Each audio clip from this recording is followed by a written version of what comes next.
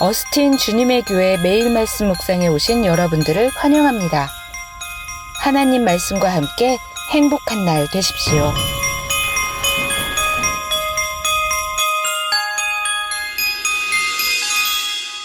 안녕하세요, 성도 여러분. 12월 8일 금요일 말씀 묵상 시작하도록 하겠습니다. 오늘 묵상할 말씀은 골로새서 3장입니다. 골로새서 3장 22절, 23절 말씀 두 절만 읽겠습니다.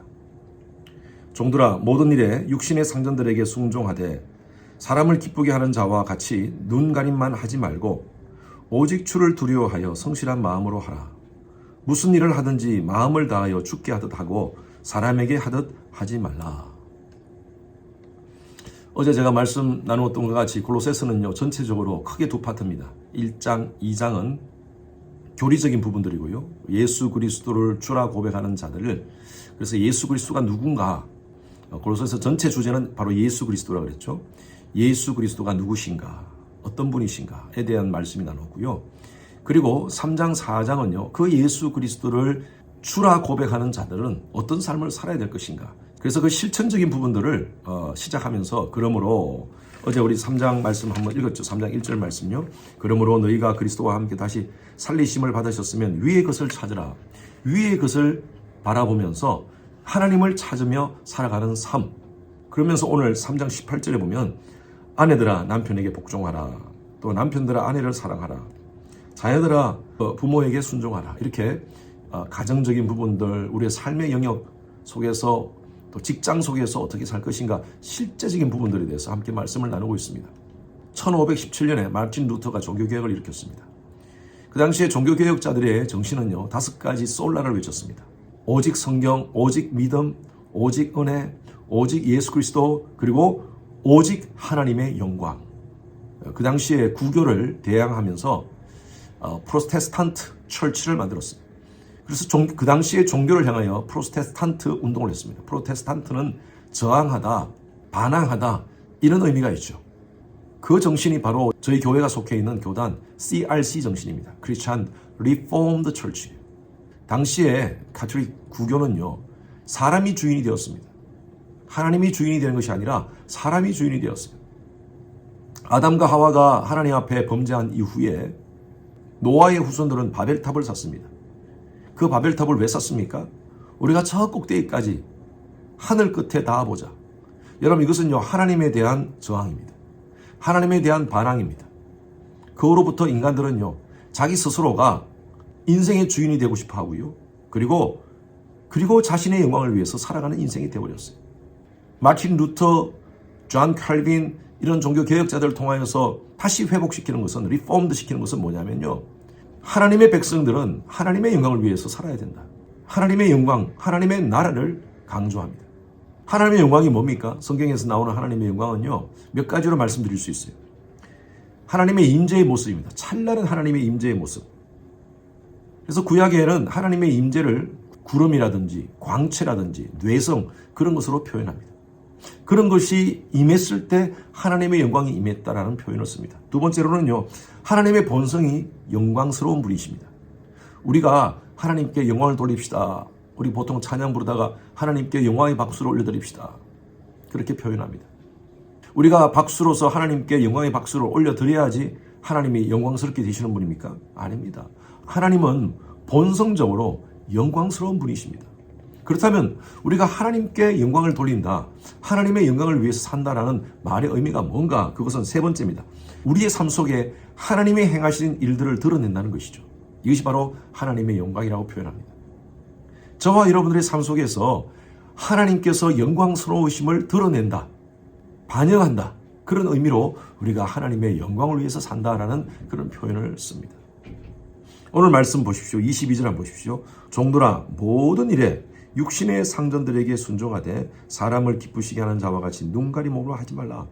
오늘 말씀은요, 사회생활 속에서 우리는 항상 고용인과 고용주의 관계 속에 있습니다. 무슨 일을 할 때마다 눈가림으로 사람 바라보면서 하지 말고 하나님의 영광이 되도록 하라는 것이죠.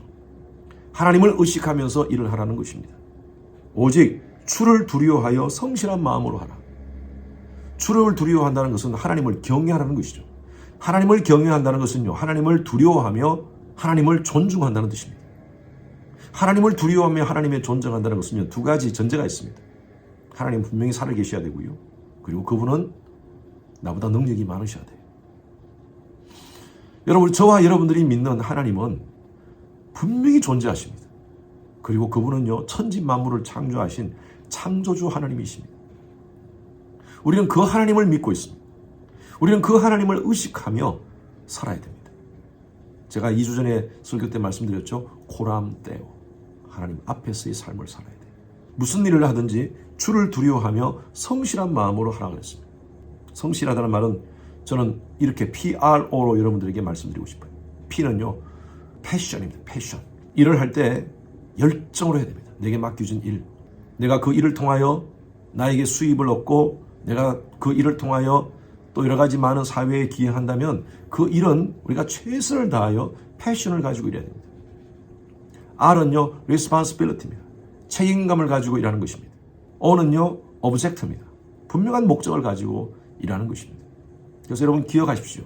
우리가 성실하게 우리의 맡겨진 일을 일한다는 것은 패션을 가지고 responsibility를 가지고 그리고 object, 목적을 가지고 일하는 것입니다.